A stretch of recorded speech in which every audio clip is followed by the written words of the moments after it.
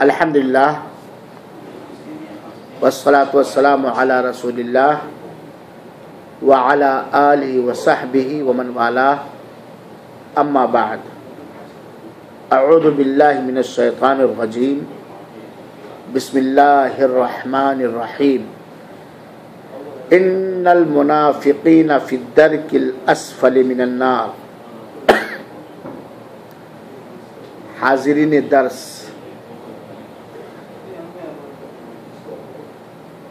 एक आदमी होता है काफिर, अल्लाह ताला हम सबको कुफ्र से बचाए। एक आदमी होता है मुशरिक, अल्लाह ताला हम सबको शिर्क और से बचाए।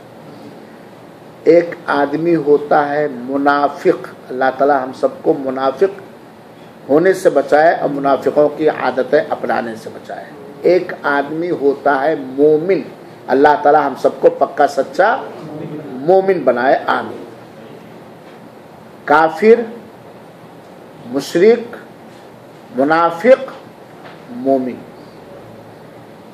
जन्नत और जन्नत की बहारें, दुनिया और आखिरत में निजात किसके लिए? इन चारों में से सिर्फ मोमिन के लिए, सिर्फ मोमिन के लिए, जो ईमान वाला है, जो ईमान के आधार पर, ईमान के अरकान पर अमल करता है, ईमान रखता है और ईमान के मुताबिक जो जिंदगी गुजारता है, जिसको मोमिन कहा जाता है। अलबत्ता काफिर, जिसकी मौत कुफ्र पर हुई, मुशरिक, जिसकी मौत बिना तौबा के शिर्क अकबर पर हुई, मुनाफिक, ये तीनों के तीनों कहाँ जाएंगे? जहन्नम। दुनिया में ना इनकी जानो माल की कोई कदर है और ना मरने के बाद इनके लिए जन्नत है, बल्कि इनके लिए क्या है? जहन्नम है। अल्लाह ताला हम सबको जहन्नम से बचाए। ये तीनों के तीनों जहन्नम में जाएंगे, नरक में जाएंगे। और इन तीनों में काफिर, मुशरिक और मुनाफिक, इन तीनों किस्मों में से सबसे सख्त सजा किसकी होगी? किसकी होगी? मुनाफिक की होगी। सबसे कड़ी सजा मुनाफिक की होगी। काफिर से भी ज्यादा कड़ी सजा, मुशरिक से भी ज्यादा कड़ी सजा मुनाफिक की होगी। और ये पुलिसरात रखे जाने से पहले ही औंधे मुंह जहन्नम के अंदर ठूस दिए जाएंगे, औंधे मुंह जहन्नम के अंदर डाल दिए जाएंगे। अल्लाह ताला हम सबकी हिफाजत फरमाए, आमीन। क्योंकि अल्लाह ताला ने फरमाया है, इन्नल मुनाफिकीना फि दरकिल अस्फली मिनन नार। मुनाफिक लोग जहन्नम के सबसे निचले हिस्से में होंगे, जिसको कहा जाता है जहन्नम के पेंदी में होंगे। पेंदी समझते हो ना? पतीली है ना, निचला हिस्सा। तो मुनाफिक लोग जहन्नम के सबसे निचले हिस्से में होंगे। इनकी सबसे ज्यादा कड़ी सजा अल्लाह ताला ने रखी है, क्योंकि ये दुनिया में अल्लाह ताला को और अल्लाह ताला पर ईमान लाने वालों को धोखा देते हैं, इसलिए इनकी सजा सबसे ज्यादा कठिन होगी। दूसरी बात कि मुनाफिक कहते किसे? जब इनकी सजा इतनी कड़ी है तो हमें जानना चाहिए, समझना चाहिए कि ये हैं कौन लोग या इनकी आदतें क्या हैं, ताकि हम अपने आप को इनसे बचा सकें और इनके किरदार से अपने आप को महफूज रख सकें। है बात सही कि नहीं? तो मुनाफिक दो तरह से होते हैं, जिसको अरबी में निफाक कहा जाता है, मुनाफिक कहा जाता है। ये दो तरह से होते हैं। लफ्ज़ मुनाफिक का मतलब हम आपकी ज़बान में समझाना चाहते हैं कि अंदर कुछ और ऊपर कुछ। اندر اور اوپر میں کیا ہو؟ ٹکراؤ ہو، ہے نا. بلکہ اس کی مثال اس طرح سے سمجھیے کہ جیسے چوہا سوراخ کرتا ہے نا، چوہا سوراخ کرتا ہے تو ایک طرف سے نکلنے کا راستہ رکھتا ہے، دوسری طرف سے زمین کھودتے کھودتے تھوڑا سا پوپلا رکھتا ہے کہ ادھر سے اگر حملہ ہوا تو ادھر سے منڈی مار کر کے کیا ہوں؟ باہر ہو جاؤں گا. تو منافق دو طرح سے ہوتے ہیں، اللہ تعالیٰ محفوظ رکھے. ایک ہے عقیدے میں منافق ہونا، جس کو عربی میں نفاق اعتقادی کہتے ہیں. عقیدہ میں منافق ہونا، اور اسی کو کہا جاتا ہے بڑا نفاق، نفاق اکبر. عقیدہ میں نفاق اگر پایا گیا تو ایسا آدمی جہنم کے سب سے نچلے بھاگ میں، سب سے نچلے حصے میں ہوگا. منافق اعتقادی یا نفاق اعتقادی یا نفاق اکبر یا بڑا نفاق کس سے کہتے ہیں؟ عقیدے میں نفاق پایا جائے وہ یہ ہے کہ اوپر سے ظاہری طور پر زبان سے، لباس سے، اسلام کی چند چیزوں پر ظاہری طور پر چل کر ظاہر کرے کہ میں مسلمان ہوں، اسلام ظاہر کرے اوپر سے، اور اندر سے کافر ہو. اندر سے کیا ہو؟ کافر ہو. منافق اس سے کہا جاتا ہے. اندر سے ہندو ہو، اندر سے یہودی ہو، اندر سے کرسچن ہو، اندر سے بدھسٹ ہو، ہے نا، اوپر ظاہر کیا کرے کہ میں مسلمان ہوں. زبان سے اشہد ان لا الہ الا اللہ پڑھے، ظاہری طور پر نماز بھی پڑھے، روزہ بھی رکھے، زکوٰۃ بھی دے، دینی مجلسوں میں بھی جائے، اوپر سے ہتھلے سے کیا ظاہر کرے؟ اسلام، کہ میں مسلمان ہوں، اور اندر کفر کو چھپائے رکھے، اللہ کے انکار کو، اللہ کے رسولوں کے انکار، یا ایمان کے ارکان کے انکار، یا کسی رکن کا انکار، یا اسلام کے ارکان کا انکار، یا جن چیزوں پر ایمان لانا ضروری ہے ان میں سے کسی چیز کا انکار کرے. اندر وہ کافر ہو، ہندو ہو، یہودی ہو، نصرانی ہو، بدھسٹ ہو، سکھ ہو، وغیرہ وغیرہ. تو ایسے لوگوں کو کیا کہا جاتا ہے؟ منافق، بڑا منافق. کیا کہا جاتا ہے؟ بڑا منافق. عقیدے میں نفاق، اوپر سے ظاہر کر رہا ہے اسلام کو لیکن اس کے دل میں کفر ہے. اگر اسی حالت میں کوئی آدمی مر گیا تو ایسا منافق جہنم کے، نرک کے سب سے نچلے حصے میں ہوگا. اللہ تعالی ہم سب کو اس سے محفوظ رکھے. دوسری بات ہمیں یہ بھی معلوم ہونی چاہیے کہ اللہ کے رسول اکرم صلی اللہ علیہ وآلہ وسلم جس وقت سے نبی بنائے گئے، رسول بنائے گئے، اس وقت سے لے کر کے 13 سال تک آپ مکہ میں لوگوں کو ایمان کی دعوت، توحید کی دعوت دیتے رہے.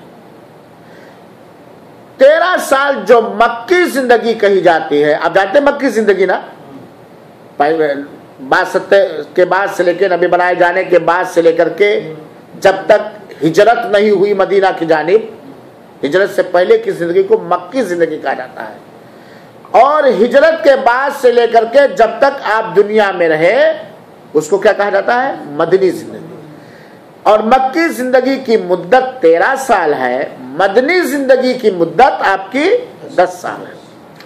تو مکی زندگی میں مکہ کے اندر 2 ہی تھے، یا مسلمان یا کافر، یا مسلمان یا کافر. منافق پیدا ہوئے ہیں مدنی زندگی میں. منافق کہاں پیدا ہوئے ہیں؟ مدینہ میں. اور بعض مورخین نے لکھا ہے کہ منافق پیدا ہوئے ہیں مدنی زندگی کی دوسرے سال، یعنی غزوہ بدر کے بعد. اور غزوہ بدر سن 2 ہجری میں. مکہ میں 2 ہی تھے، کون؟ یا مسلمان یا کافر. منافق پیدا ہوئے ہیں مدنی زندگی میں ہجرت کرنے کے بعد، اور اسلام کو منافقوں سے جتنا زیادہ نقصان پہنچا ہے اتنا کافروں سے نقصان نہیں پہنچا۔ کیوں؟ کیونکہ یہ اوپر سے اسلام ظاہر کرتے ہیں، مسلمان انہیں مسلمان سمجھ کر کے مسلمانوں جیسا برتاؤ ان کے ساتھ کرتا ہے، اور یہ مسلمانوں کے راز و نیاز کو جان کر کے یہ کافروں تک پہنچاتے ہیں۔ ایک آدمی کھلا دشمن، اس سے آپ آگاہ رہیں گے، چوکنے رہیں گے۔ ایک دوست ہے ظاہر طور پر اور اندر سے کیا ہے، وہ زیادہ نقصان آپ کو پہنچا لے جائے گا۔ تو یہ منافق پیدا ہوئے ہیں کہاں؟ مدینہ میں۔ مکہ میں منافق نہیں تھے۔ یہیں سے بھی بات اب سمجھ میں آ گئی، جب مکہ میں منافق تھے ہی نہیں تو معاف کریں گے آپ لوگ، وہ لوگ جو نماز میں رفع الیدین کرنے سے روکتے ہیں یا آمین کہنے سے روکتے ہیں، جبکہ نمازوں میں رفع یدین کرنا اور آمین کہنا صحیح حدیث سے ثابت ہے، وہ لوگ ایک بات اور کر کے بیان کرتے ہیں نا اس سلسلے میں کہ اللہ کے رسول نے پہلے صحابہ کرام کو رفع الیدین یا آمین کہنے کا اس لیے حکم دیا تھا کہ وہ بت چھپا کر کے لاتے تھے، تو آمین کہیں گے تو بت گر جائے گا، یا رفع الیدین کریں گے تو بغل میں جو بت چھپائے تھے اس سے گر جائے گا۔ کہتے کہ نہیں کہتے؟ کہتے نا، یہ بات کہتے، لوگ گڑھ کے بیان کرتے ہیں۔ پہلی بات صحابہ کے سلسلے میں اس طرح کا گمان رکھنا یہ غلط ہے۔ اور منافق پیدا ہوئے، ایسا کون کام کرے گا؟ ایسا کام کون کرے گا بھائی؟ منافق۔ اور منافق کہاں پیدا ہوئے ہیں؟ مدینہ میں۔ تو آپ مکہ کی زندگی کہاں لا رہے ہو کہ مکہ میں منافق لوگ ایسا کرتے تھے، اس لیے اللہ کے رسول نے ایسا کہا۔ توبہ توبہ استغفر اللہ۔ لوگوں کو جب صحیح دلیل سمجھ میں نہیں آتی اور اپنی بات ہی لوگوں پر ٹھوسنا چاہتے ہیں تو دین میں بہت ساری چیزیں لا یعنی تورانی بے بنیاد چیزیں کر لیتے ہیں، اللہ محفوظ کرے۔ تو یہ منافقوں کے بارے میں ہوئے۔ میرے بھائیوں ساتھیوں، اس کو بڑا نفاق کہا جاتا ہے۔ نفاق اعتقادی، عقیدے میں، یعنی اوپر سے اسلام ظاہر کرے اور اندر سے کفر چھپا رکھے۔ منافقوں کے سردار کا نام جو مدینہ میں پیدا ہوا تھا، اسی کے بعد اس کی نسل تیار ہوئی، عبداللہ بن ابی بن سلول ہے۔ عبداللہ بن ابی بن سلول ہے۔ اتنا بڑا دھوکے باز تھا یہ، اللہ کے رسول سے محبت کرتا تھا، نماز میں آگے بھی رہتا تھا، اسلام کو ظاہر کرتا تھا۔ اسی یہی تو غزوہ بدر میں 300 صحابے 300 منافقوں کو لے کے بھاگایا تھا۔ غزوہ احد میں کل تعداد اللہ کے رسول کی طرف سے لڑنے والوں کی 1000 تھی۔ یہ بیچ میں گیا، راستے میں گیا، ساتھ میں جہاد میں گیا عبداللہ بن ابی بن سلول، اور پھر ورغلا کر کے بہلا کر کے 300 لوگوں کو لے کر کے بھاگ آیا، واپس چلا آیا۔ اس سے زیادہ نقصان پہنچا اسلام کو، منافقوں سے زیادہ نقصان پہنچا ہے اسلام کو۔ میرے بھائیوں صاحب، آپ نے سنا ہوگا، یہ بھی ایک طرح سے منافقت ہے۔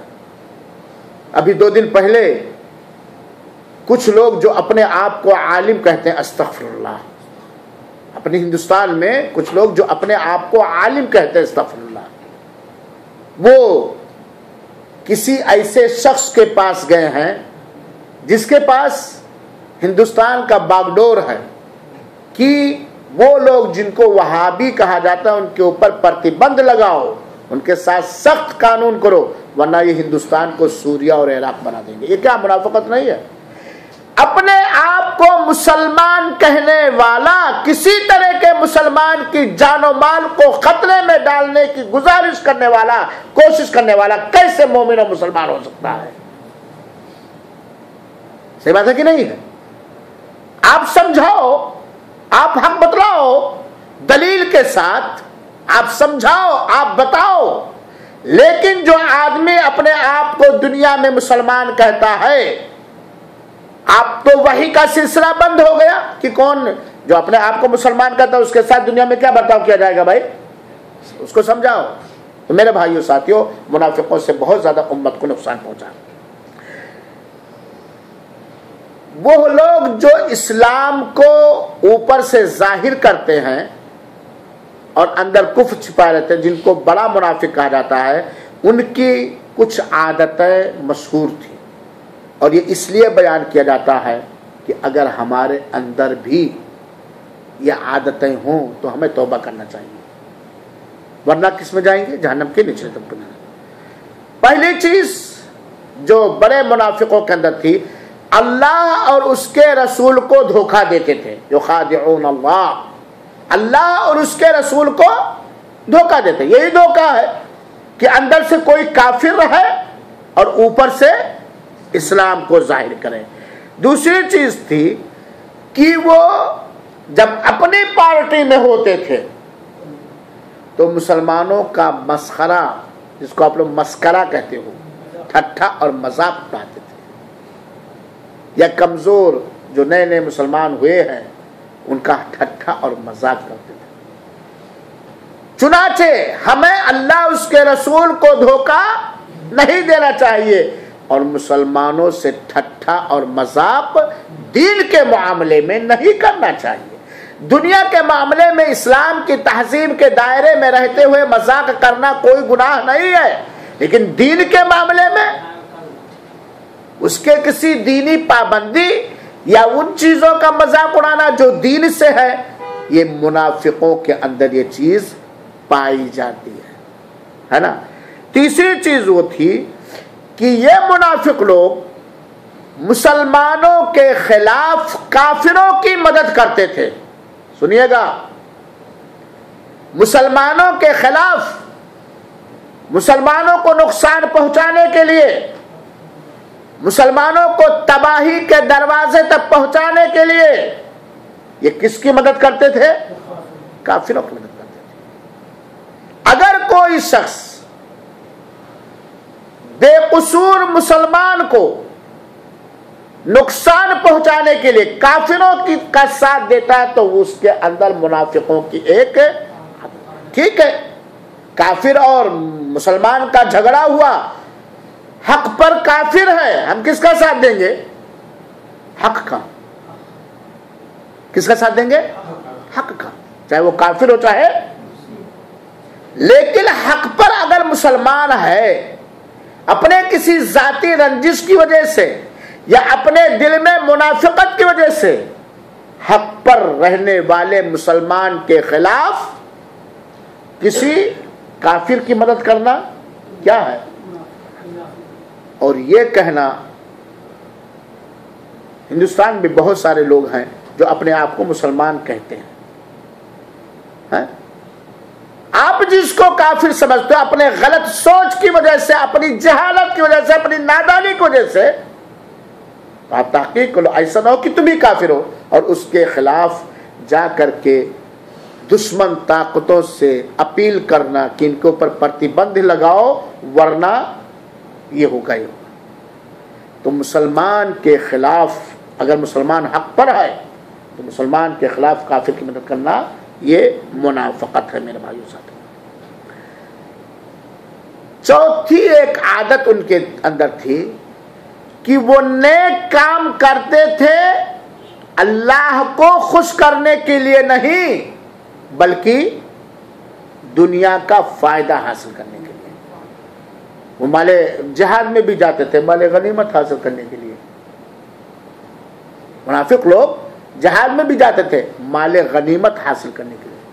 وہ نیک کام کرتے تھے، ظاہری طور پر دینی کام کرتے تھے، لیکن اس دینی کام کرنے کا مقصد اللہ کو خوش کرنا نہیں ہوتا تھا بلکہ دنیا کا کوئی فائدہ حاصل کرنا، دنیا کا کوئی فائدہ حاصل کرنا۔ اللہ تعالیٰ ان چیزوں سے ہمیں اور آپ کو محفوظ رکھے۔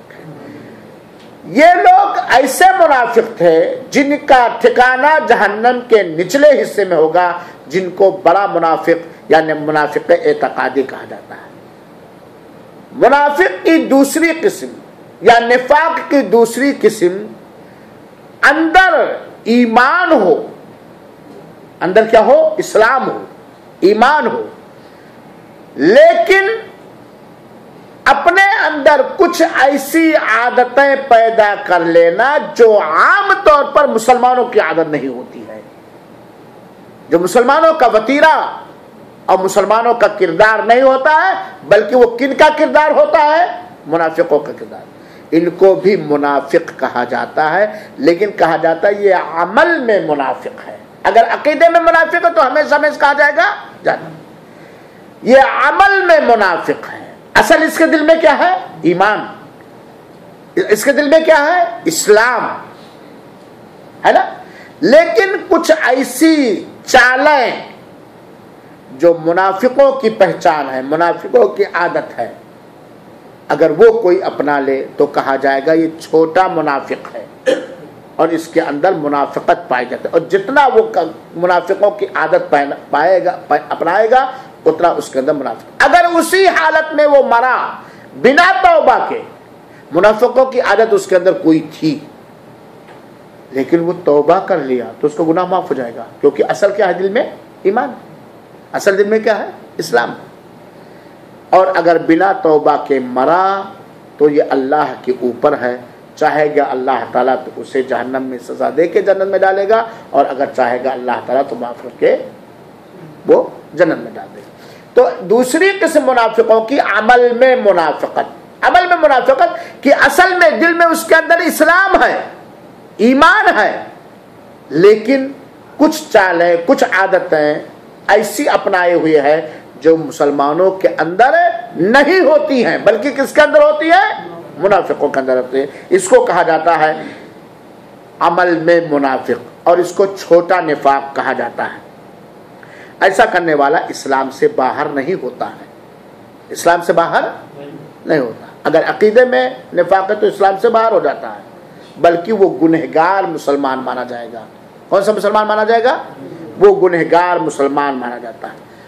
دیکھیں میرے بھائیو، چاہے عقیدے میں منافقوں کی جو عادت ہے وہ اگر ہمارے اندر آ گئی، یا منافقوں کی جو عادت عمل اور کردار میں ہے اگر وہ عادت ہمارے اندر آ گئی تو یقیناً یہ ہمارے لیے ہانیکارک اور نقصان دہ ہے۔ مسلمانوں کو چاہیے کہ وہ اسی عادت کو اپنائے، اسی چیز کو اپنائے جس کے اپنانے کی اسلام اجازت دیتا ہے، یا اسلام جس کے اپنانے کا حکم دیتا ہے، یا جس کے اپنانے پر اسلام ابھارتا ہے۔ مسلمان کو چاہیے کہ ان ساری عادتوں سے اپنے آپ کو مکت کر لے، آزاد کر لے، بچا لے، جن کے اپنانے کی اسلام اجازت نہیں دیتا ہے۔ اللہ تعالی ہمیں ایسا بننے کی توفیق نہ فرمائے۔ تو عمل میں منافقوں کی عادت کیا ہے وہ چند سن لیجئے اللہ کے رسول اکرم صلی اللہ علیہ وسلم کے حدیث کی روشنی میں۔ پہلی، ایمان ہے دل میں، اسلام ہے دل میں، لیکن اگر بولتا ہے تو جھوٹ بولتا ہے، تو یہ اس کے اندر منافقوں کی ایک نشانی پائی جاتی ہے۔ گویا جھوٹ بولنا یہ مسلمانوں کا کام نہیں ہے صاحب۔ جھوٹ بولنا، جھوٹ بولنے کی اجازت اسلام نہیں دیتا ہے۔ جھوٹ بولنا یہ منافقوں کی نشانی ہے۔ اور اگر کوئی آدمی مسلمان ہے، دل میں ایمان اور اسلام رکھے ہوئے ہے، لیکن اپنے عمل میں، اپنی بات چیت میں وہ جھوٹ بولتا ہے، تو اس کے اندر منافقوں کی ایک نشانی پائی جاتی ہے۔ اور اگر بنا جو جھوٹ بولا بنا توبہ کے مر گیا تو جہنم میں جا سکتا ہے۔ اگر توبہ کرنے کی اسے توفیق مل گئی تو اللہ تعالیٰ توبہ قبول۔ تو جھوٹ بولنے سے بچیے، یہ منافقوں کی نشانی ہے۔ دوسری چیز، اسلام نے ہمیں حکم دیا ہے کہ جب بھی ہم کوئی وعدہ کریں تو اسے پورا کریں۔ وعدہ کر کے توڑنا بنا شرعی عذر کے یہ بڑا گناہ ہے۔ منافقوں کی نشانی کیا تھی کہ جب وہ وعدہ کرتے تھے وعدہ خلافی کرتے تھے، وعدے کو توڑ دیتے تھے۔ اگر آج بھی کوئی مسلمان ہے، دل میں ایمان اور اسلام رکھتا ہے، لیکن اپنے عمل میں وعدہ کر کے بنا کسی شرعی عذر کے وعدہ خلافی کرتا ہے، تو ایسے آدمی کے اندر منافقوں کی ایک निशानी पाई जाती है। अल्लाह ताला महफूज रखे। तीसरी निशानी जो अल्लाह के रसूल ने मुनाफिकों की बतलाई है, इदा खासमा फजरा, जब झगड़ा लड़ाई करे तो ओल फोल बक के, गाली गुलूज बक के, ठीक है तो मैं हो गई, झगड़ा लड़ाई हो गई, उसमें गाली गुलूज बकना ये मुनाफिकों की निशानी है, क्योंकि इस्लाम गाली गुलूज बकने की इजाजत नहीं देता है। इस्लाम उलफोल बकने की इजाजत नहीं देता है। इस्लाम ना अमल में फहशकारी को पसंद करता है और ना जबान पर फहश बोलने को पसंद करता, बल्कि इजाजत ही नहीं दिया। तो झगड़ा लड़ाई करे तो उलफुल। एक बात जाने रखिएगा, गुस्सा ये इंसान को तबाही और हिलाकत के दरवाजे तक पहुंचा देता है, और बसा औकात इंसान गुस्से में वो काम कर ले जाता है जिसकी वजह से वो जिंदगी भर नुकसान उठाता है और जिंदगी भर वो पछताता है बात कि नहीं? जैसे मिसाल के तौर पर मियां बीवी में तू मैं हुई, आ गए खान साहब, अंसारी साहब, शेख साहब जज्बात में और गुस्से में तलाक दे डाला। हाँ, कोई ऐसी कसम खा ली जिस कसम का खाना हराम है कि नहीं? बहुत सारी चीजें। तो गुस्से में जब इंसान हो तो ये ना भूले कि हमें मौत आएगी, हमें अपने अमल का हिसाब देना। और झगड़े लड़ाई में या आम तौर पर गाली गुलूज बकना ये मुनाफिकों की निशानी। अल्लाह रहम करे अता रहमान सईदी पर, और अल्लाह हिदायत दे इसके बच्चों, खास तौर पर मेरे भाइयों, बसा औकात औलाद, बीवी और बच्चे इंसान को अनजाने तौर पर मुनाफिकों के दर्जे में खड़ा कर देते हैं। बार बार श्राद्ध कर रहे हैं, बार बार श्राद्ध कर रहे हैं, बड़े हो चुके हैं, मां गुस्सा होती बात गाली गुलूज बक ही देती है, हो जाता कमीना, कमबख्त, नालायक, बदतमीज वगैरह वगैरह, है बात की नहीं? ये कौन मुजरिम है? वो बड़े बच्चे, वो बच्चे या वो लोग जो सबब बनते हैं गुनाह के। इंसान है तेज में आ जाता है, शैतान के नज़गात से वो दो चार हो जाता है, तो बात झगड़ा लड़ाई करे तो गाली गुलूज बक के, हर तरीके दर तरीके। और आमतौर पर हम लोगों में क्या है, ये समाजी चीजें हैं कि नहीं? आज मुसलमानों में कमी है कि नहीं है? हमें इससे मुक्ति हासिल करना चाहिए, हमें इससे निजात हासिल करना चाहिए।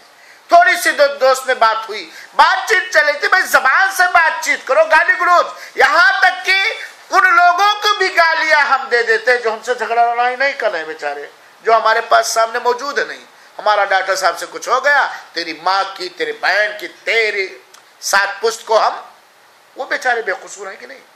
हमारा आपका मामला चल रहा, तू मैं हमारी आपकी हो रही, झगड़ा या बातचीत तलखी के साथ हमारी आपकी होती, आपकी बेटी क्या करे, हमारी बेटी क्या करे, बेचारे तो यहाँ आई भी नहीं, हमारी माँ क्या करे, आपकी माँ क्या करे। इसीलिए लोगों ने कहा, अल्लाह के रसूल अकरम सल्लल्लाहु अलैहि वसल्लम ने कहा कि लोग अपनी माँ को गाली देते हैं। साहबा ने पूछा, अल्लाह के रसूल कौन बेवकूफ है जो अपनी माँ को गाली देगा? अल्लाह के रसूल ने कहा, जब तुम फला किसी की माँ को गाली दोगे तो आपकी माँ को गाली देगा कि नहीं देगा? तो आप अपनी माँ को गाली दिलाने का वजह बने कि नहीं बने? तो वो आप ही ने अपनी माँ को गाली दी। तो मेरे भाइयों, गाली गलौज मुनाफिकों की निशानी है। इसी तरीके से चौथी निशानी उनके अंदर थी, जब कोई एग्रीमेंट करते थे जिसको अहदो पैमान कहते हैं, तो अहदो पैमान को तोड़ देते थे। अहदो पैमान को, एग्रीमेंट को बिना किसी शरई उज़्र के तोड़ना, ये मुनाफिकों की निशानी। ये सारी बीमारियां आज इस्लामी समाज के अंदर, मुसलमानों के अंदर, नमाजियों के अंदर, ज़कात देने वालों के अंदर, हज करने वालों के अंदर, अपने आप को जन्नत का ठेकेदार समझने वालों के अंदर ये बातें पाई जाती कि नहीं पाई जाती? मेरे भाइयों, इससे हमें बचना चाहिए। पांचवी निशानी मुनाफिकों की है, इस्लाम में अमानतदारी का हुक्म दिया गया है। हर मामले में अमानतदारी बरतना चाहिए, और जब समाज से, इंसानों से अमानतदारी उठ जाएगी तो क़यामत का इंतजार करो, है ना?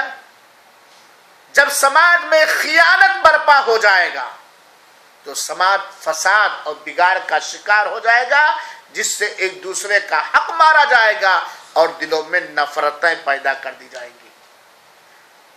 جب کسی چیز کی امانت آپ کے پاس سونپی جائے اس میں خیانت کرنا یہ منافقوں کی نشانی ہے. وَإِذَا اؤْتُمِنَ خَانَ، جب اس کے پاس کوئی دھروہر رکھا جائے، چاہے بات کا دھروہر ہو، چاہے مال کا دھروہر ہو، چاہے سامان کا دھروہر ہو، جب اس کے پاس کوئی امانت رکھی جائے، چاہے بات کی امانت، چاہے مال کی امانت، چاہے سامان کی امانت، تو اس میں کیا کرے؟ وہ خیانت کرے.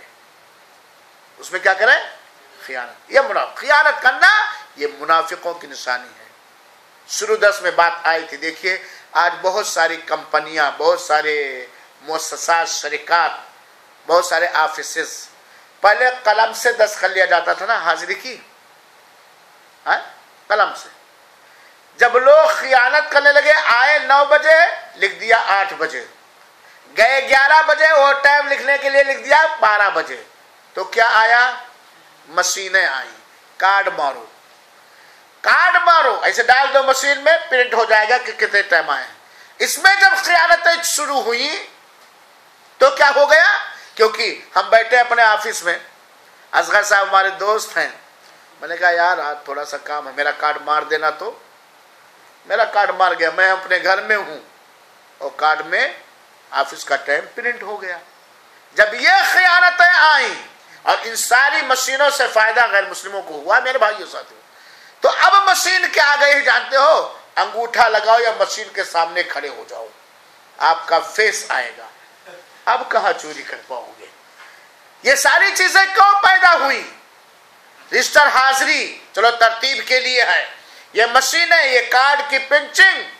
کل ایک صاحب میرے پاس فون کیے، تو انہوں نے کہا یار ہمارے آفسوں میں بڑی سختیاں ہونے لگی. ہم نے کہا کیا ہوا بھائی، کیا سختی ہو گئی؟ کہ مولانا ابھی تو کارڈ ہی تھا، اب تو وہ فوٹو لینا پڑتا ہے، وہ مشین کے سامنے کھڑا ہو فوٹو لے لیتا ہے. ہم نے کہا اس میں پریشانی کیا بھائی؟ یہ سختی ہے. اللہ کی قسم اسی وقت میرے من میں بات ہے، ہمارے آفس میں بھی یہی چیز ہے. ہم تو انگوٹھا لگاتے ہیں کیونکہ میرا قد چھوٹا، مشین تھوڑی ہائی ہے، اونچی ہے، کھڑے ہو جاؤ، جس ٹائم آئے اسی ٹائم آپ کا پرنٹ ہو گیا. واللہ کل میرے ذہن میں بات ہے، پہلے سے بھی کل اور یاد کیا، اللہ کا احسان ہے کہ اللہ نے ان مشینوں کو ایجاد کر دیا. کم سے کم ہم خیانت سے تو بچ رہے ہیں. یہاں ایک بات موضوع سے ہٹ کے اور کرو، جو بھی نیک کام کرو دنیا کے لیے نہ کرو، اللہ کے لیے کرو. جس گناہ سے بھی بچو، سماج کے ڈر سے نہ بچو، اللہ کے ڈر سے بچو. اگر اللہ کو خوش کرنے کے لیے کوئی نیک کام کیے وہ قبول ہوگا. کسی گناہ اور پاپ سے بچے، اللہ کے ڈر سے اس پر ثواب ملے گا. سماج کے ڈر سے، سماج کے لیے آپ نے کوئی نیک کام کیا، فورمین یا مدیر یا پردھان یا M P M L A یا حکومت کے ڈر سے، باپ کے ڈر سے، ماں کے ڈر سے، بڑے بھائی کے ڈر سے کسی گناہ سے آپ بچے، تب بھی آپ گنہگار ہیں. گنہگار ہیں کہ نہیں؟ کیونکہ آپ اللہ کے ڈر سے نہیں بچے. نیکی بھی اللہ کی رضا کے لیے اور اللہ کے حکم پر چلتے ہوئے اور اللہ کے ڈر سے. برائی سے بچنا بھی اللہ کے حکم پر چلتے ہوئے، اللہ کی پکڑ اور اللہ کے عذاب سے ڈرتے ہوئے. تو یہ مشینیں کیوں آئی بھائی؟ یہ کیمرے کیوں؟ سی سی کیمرے، کیا کون سے کیمرے آئے؟ کیوں لگے؟ حکومتیں پریشان ہیں. کیوں؟ جب سماج میں خیانتیں پیدا ہونے لگی، چوریاں ڈکیتیاں جب ہونے لگی، تو ان فیکٹریوں اور کمپنیوں کو اس کی ضرورت پڑی. اور ایک دن آئے گا میرے بھائیوں، سماج اتنا بگڑتا جا رہا ہے. اللہ تعالی ہماری اصلاح فرمائے، ہماری آل اولاد کی اصلاح فرمائے، آمین رب العالمین.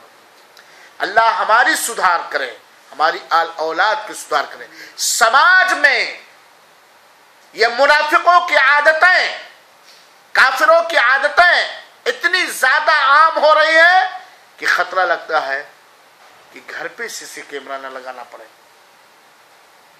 بے حیائیاں، بدکاریاں، فحشکاریاں، خیانتیں گھروں کے اندر، سماج کے بگڑنے کی وجہ سے، نیٹ کی وجہ سے، میڈیا کی وجہ سے ایسا ہو رہا ہے کہ گھر میں شوہر کو سی سی کیمرہ لگا کر کے جانا پڑتا ہے.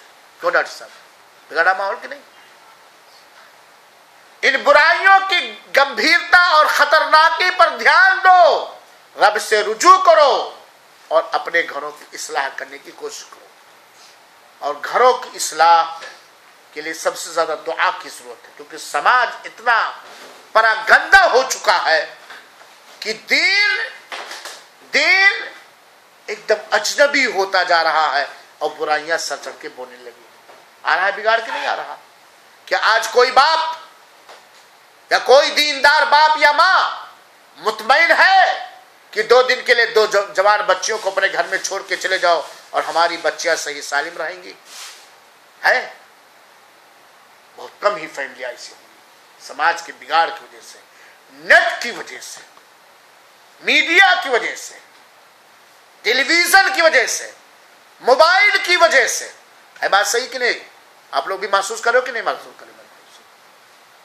تو یہ منافقوں کی نشانیاں ہیں، امانتوں میں خیانتیں کرنا۔ اللہ تعالیٰ محفوظ ہوتے ہیں۔ میرے بھائیوں ساتھیوں، یقیناً جس کے دل میں رب کا تقوی آ گیا اور جسے جنت کی پیاس لگ گئی، جس کے دل میں رب کا تقوی اور خوف بیٹھ گیا اور جسے جنت کی تڑپ اور لالچ لگ گئی، وہ اپنے آپ کو سترک رکھے گا، چوکنا رکھے گا اور اپنے اندر منافقوں کی عادت لانے سے بچے گا اور بچائے گا۔ صحیح بات ہے کہ نہیں؟ لیکن جس کے دل میں اللہ کا ڈر نہیں ہوگا، منافقوں کی ایک نشانی اور تھی، وَإِذَا قَامُوا إِلَى الصَّلَاةِ قَامُوا كُسَالَىٰ، نماز پڑھتے تھے لیکن نماز پڑھتے تھے تو ایسے کھڑے ہوتے تھے جیسے ایک سست اور لاپرواہ آدمی۔ آپ دیکھ لیجئے، بہت سارے لوگ آ گئے نماز میں، نماز پڑھنے آئے لیکن اس چستی کے ساتھ، اس ڈر کے ساتھ نماز نہیں پڑھے جس طرح نماز میں احسان اختیار کرنے کا اللہ تعالیٰ نے، اللہ کے رسول نے حکم دیا۔ صحابہ کرام رضوان اللہ علیہم اجمعین ہمیشہ گھبرائے ہوئے ہوتے تھے، ڈرے ہوئے ہوتے تھے کہ ہمارے عمل میں کہیں نفاق نہ آ جائے، منافقوں کی عادت نہ آ جائے اور ہم جہنم کا لقمہ بن جائے۔ صحابہ کرام کے اندر یہ چیز تھی۔ چنانچہ ابن ابی ملیکہ کہتے ہیں میں نے نبی کریم صلی اللہ علیہ وسلم کے صحابہ میں سے، نبی کریم صلی اللہ علیہ وسلم کے ساتھیوں میں سے 3 ساتھیوں کو پایا کہ وہ سب کے سب اپنے بارے میں نفاق سے ڈرتے تھے، وہ ڈرے رہتے تھے کہ ہمارے اندر کوئی ایسی عادت نہ آ جائے، ہمارا کوئی ایسا عمل نہ ہو جائے کہ ہماری بھی گنتی دنیا میں یا مرنے کے بعد منافقوں میں سے ہو جائے۔ یہ اتنا سترک اور اتنا گھبرائے رہتے ہیں۔ ابراہیم تیمی کہتے ہیں کہ میں نے جب بھی اپنی زبان سے کہی ہوئی بات کو اپنے عمل پر پیش کیا تو میں اپنے اندر منافقت کا خطرہ محسوس کرنے لگا۔ کیا مطلب؟ ہم جو زبان سے کہیں عمل بھی ہمارا وہی ہو، جو ہم ظاہر میں کریں اندر بھی وہی ہو، یعنی کہ اوپر سے اللہ اللہ اور اندر سے شیطان۔ تو کہتے ہیں کہ ہم اپنے عمل، اپنی بات کو، اپنے قول کو جب اپنے عمل پر پیش کرتے تھے تو ہمیں منافقت کا ڈر لگنے لگتا تھا اور ہم گھبرا جایا کرتے تھے۔ میرے بھائیو ساتھیو، حضرت حسن بصری رضی اللہ تعالیٰ عنہ کہتے ہیں کہ نفاق سے، منافقت سے مومن ہی ڈرتا ہے۔ منافقت سے کون ڈرتا ہے؟ منافق ہونے سے، منافقوں کی چال اور کردار اور عادت اپنانے سے مومن بندہ ہی ڈرتا ہے، اور منافقت سے بے خوف رہتا ہے، نڈر رہتا ہے کافر بندہ۔ منافق بندہ بے خوف رہتا ہے، نڈر رہتا ہے۔ میرے بھائیو ساتھیو، اس طرح کی بہت ساری چیزیں ہیں۔ ہم اللہ تعالیٰ سے یہ دعا کریں کہ اللہ تعالیٰ ہمیں کفر اور کافروں کی سازشوں سے بچائے، اللہ تعالیٰ ہمیں شرک اور مشرکوں کی مکر و فریب سے بچائے، اللہ تعالیٰ ہمیں منافقوں اور منافقوں کے مکر و فریب سے بچائے اور منافقوں کی عادت اپنانے سے بچائے۔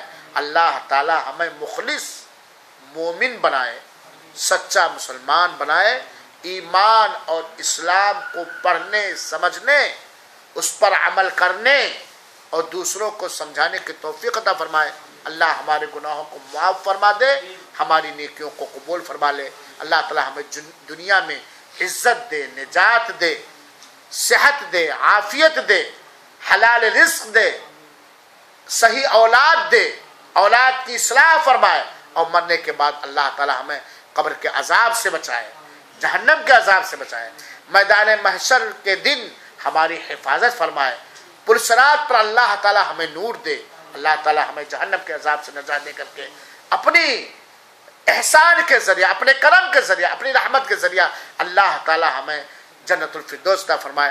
الہ العالمین تو دنیا میں ہمیں اپنے دوسرے مومن بندوں کو زیادہ سے زیادہ فائدہ پہنچانے کی توفیق عطا فرمائے، اور ہماری نیتوں میں اخلاص عطا فرمائے۔ آمین۔ وصلی اللہ وسلم علی نبینا محمد صلی اللہ علیہ وسلم، وآخر دعوانا ان الحمد للہ رب العالمین، والسلام علیکم ورحمۃ اللہ وبرکاتہ۔